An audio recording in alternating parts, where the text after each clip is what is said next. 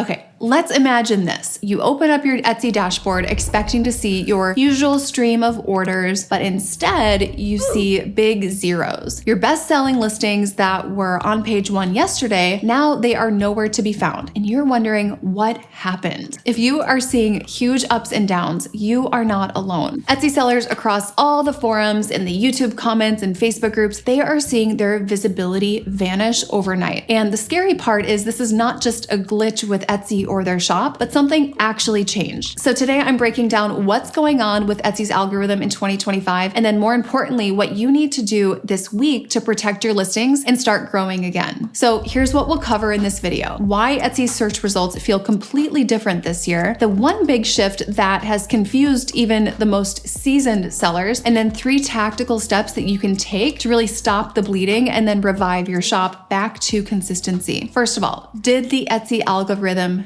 change? Technically, yes, but not in the way that most sellers think. We're going to talk about the new multi-metric reality. Etsy has really shifted from rewarding single metric success to favoring what I call multi-metric stability. In other words, having just one thing go well, it will not get you ranked anymore. And in the past, having one thing go well on a listing or in your shop would get you ranked. So in the past, sellers could just win in search results by having the lowest price or the prettiest photo or the highest conversion rate. But now, if you only have the lowest price, you wouldn't win. If you only have the best photo, you won't win. If you only have the highest order velocity on a listing, you won't win. If you put one left in the quantity to try to trick people with urgency, you definitely won't win with that.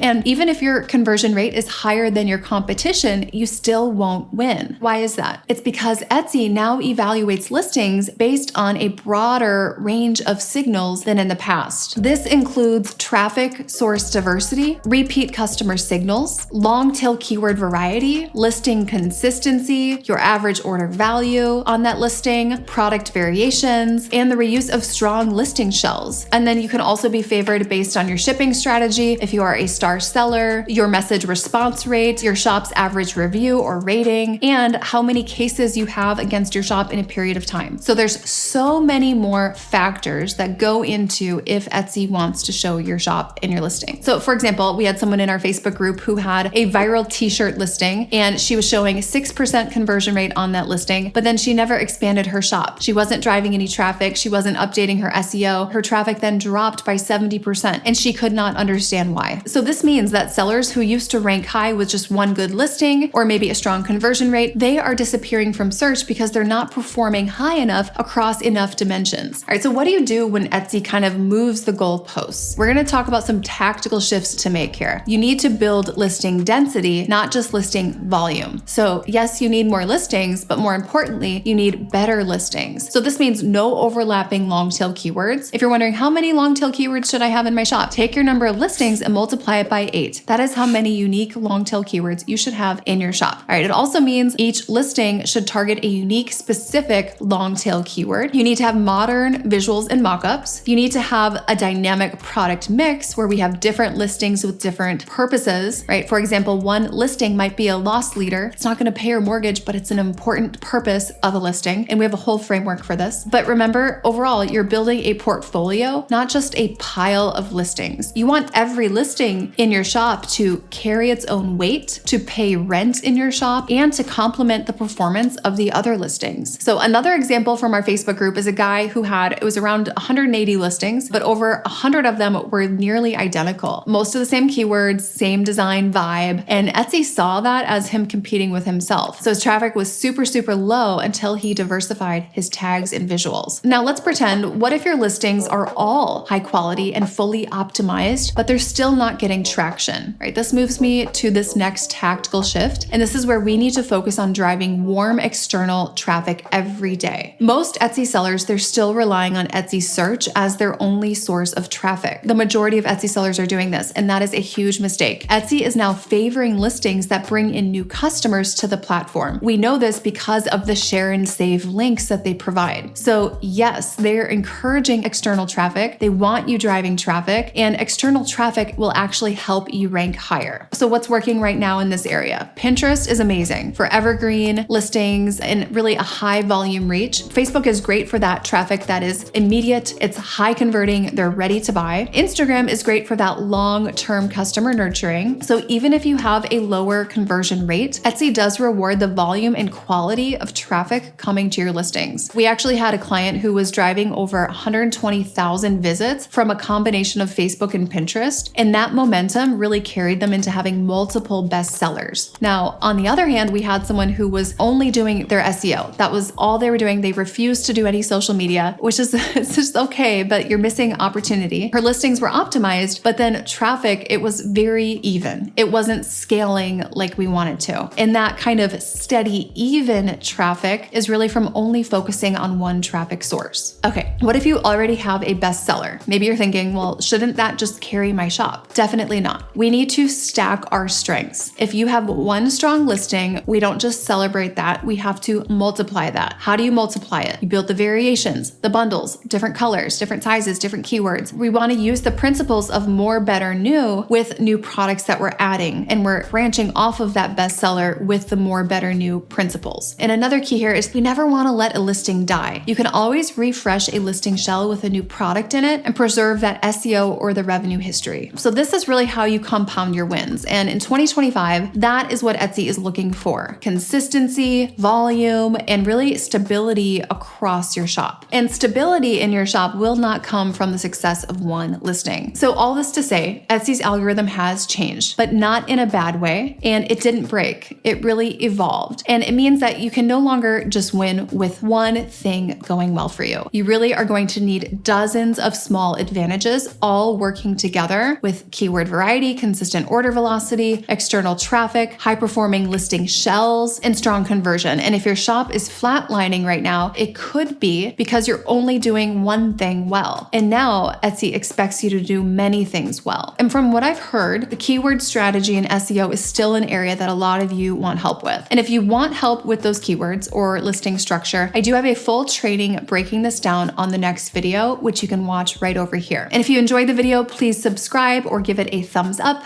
so I know that you enjoyed it.